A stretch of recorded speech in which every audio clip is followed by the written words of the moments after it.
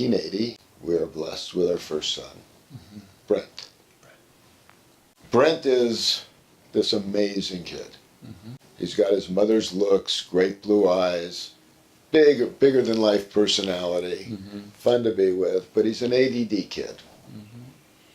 And we take him to UCLA, and a doctor comes to the immediate conclusion that he is ADD. Yep.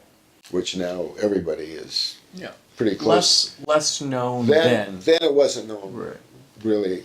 I had never heard the term. And famous doctor, his name was Dennis Cantwell at UCLA. And he tells us what to expect. Sure. And he tells me something, Michael, that I'll never forget. He said, these kids tend to become drug addicts. He says, Mr. Shapiro. 1985. Mr. Shapiro, please know that these young children with ADD have a propensity to become addicts. Yes. And how do you react to that? I listen. I listen and, you know, I don't have to deal with it at the age of 5. But he prescribes medication, Ritalin, which have been tested and have been proven. And so Brent is a Ritalin kid. Right. Goes through school and has some ups and downs. He's got very poor attention. The Ritalin helps him. He's very smart, but he also is very curious and is easily distracted. Yeah. And he does okay in school. And then he starts to settle down, and he does really well in high school. He wants to go to USC over my strenuous objection since I'm a Bruin. Yes. No. I would imagine that was the poll numbers at home were not great. And so they literally recruit kids from his school, which was Stephen Weiss, a religious school, now Milken High, to go to USC. But he doesn't have over a 4-point average. He has like a 3.7, 3.6, 3.7. So he has to wait a year, go to junior college, and he transfers to USC. In the meantime, he goes to one semester to Santa Monica, then he goes to Arizona, party school. Comes back and he's like a different kid. Partying, he's drinking. He looks to me like he is experimenting with drugs, and his mother thinks I'm too strict, which I probably was. And we start seeing symptoms. Well, you may or may not have been too strict, but you were prescient. Yes. Right? Yeah. And so it becomes very, very obvious in his second year at USC that he is a drug addict. And his friends are all drug addicts. And we confront him. And does your wife have a difficulty seeing this as clearly as you do? You hit the nail right on the head. I didn't know the answer. Right on the head. Absolutely. I was kind of wild in college. I drank in college. It's a phase, Bob. It's not. Right. Okay? You know, let them grow up. Until it becomes very obvious when people are telling both of us, Brent needs to go to rehab.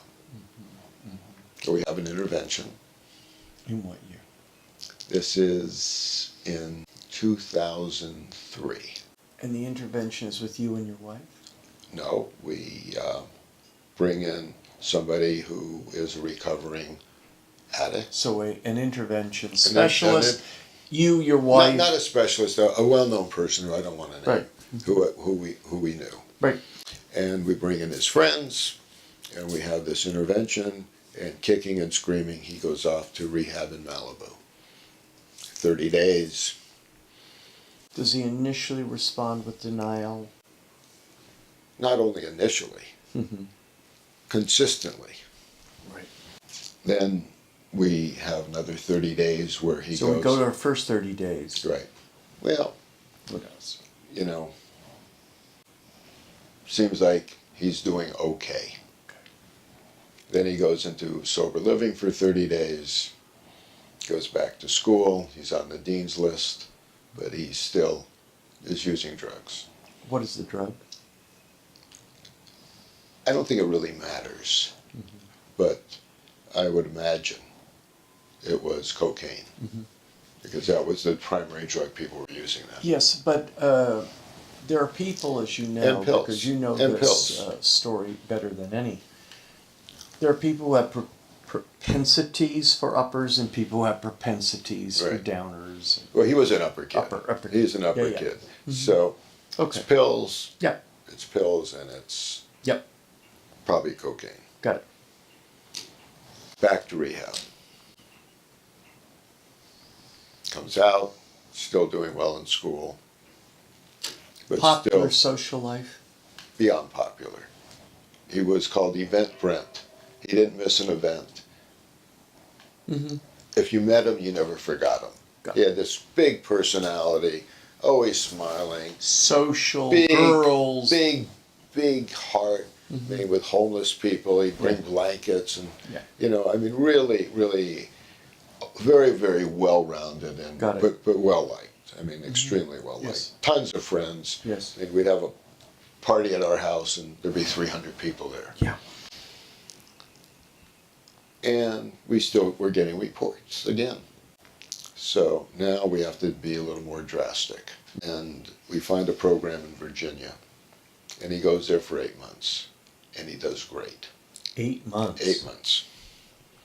And he comes Now, back. during the 8 months, are you seeing him? Are you talking to him? Are you We visiting visit him twice, talk to him.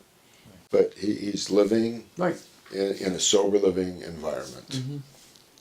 Comes back, goes back to SC, then gets on the dean's list, and he meets a woman on social media who I think had a very, very negative effect on him. And he said something that we always remember, and that is, I'm a drug addict. I will never use drugs the rest of my life. But prove to me that I can't have a glass of wine or a beer. I said, I can't prove it.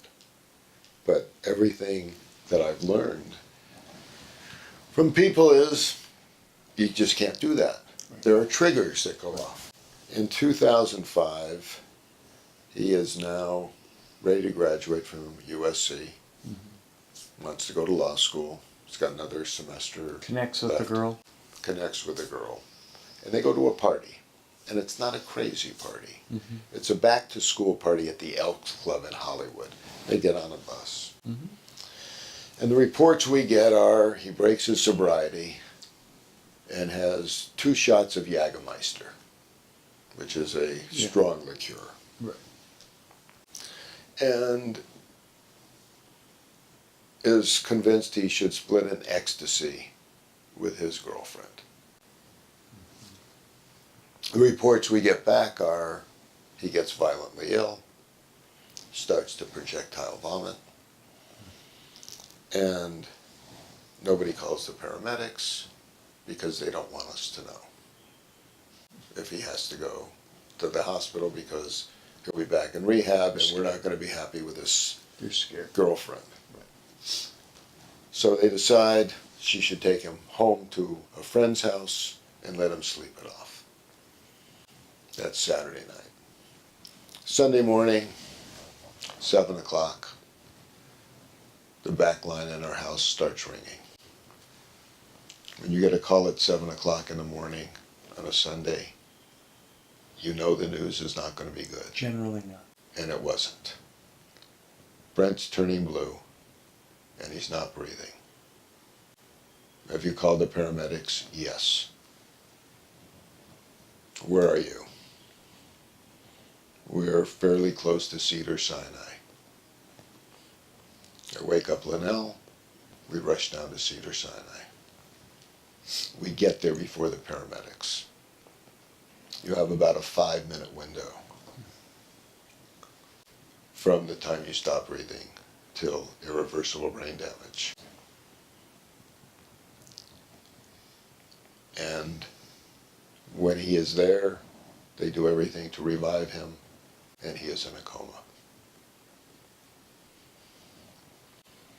We spend the day at the ICU.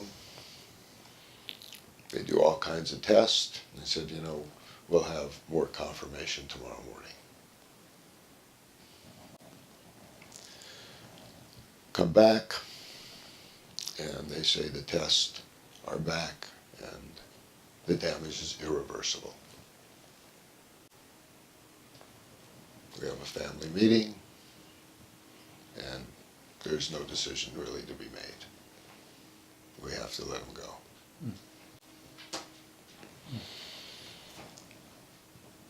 We immediately plan a memorial. And at the memorial, we decide that we're going to do something that people didn't do then. We're going to address this issue head on and do something about it. And the issue would be addiction. Addiction. It's addiction. The only people that spoke at his memorial were his friends, who were all drug addicts, his counselor, and myself. And the topic was drugs. Not he died of a heart attack, not he had asthma. Right. He was a drug addict, and this disease beat him, period. We come back from the service, have a reception at my home, and a friend of mine comes up.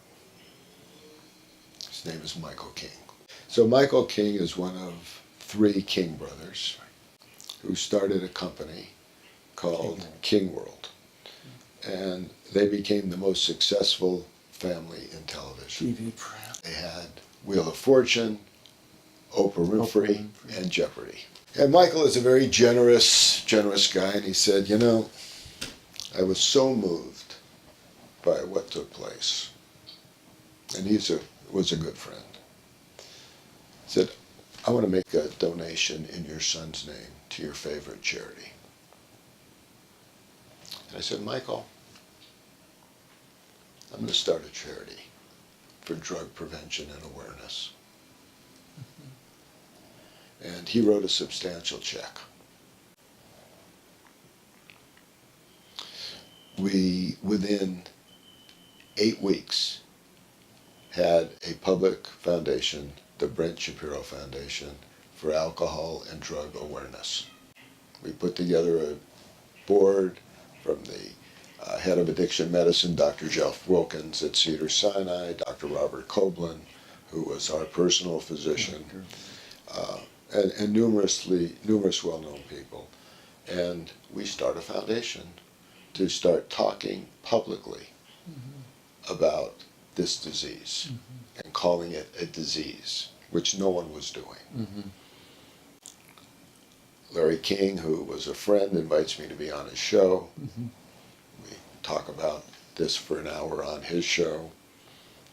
From that, went on numerous other shows, and spent 5 years going around the country trying to educate people that this, in fact, is a disease, and not a shameful disease.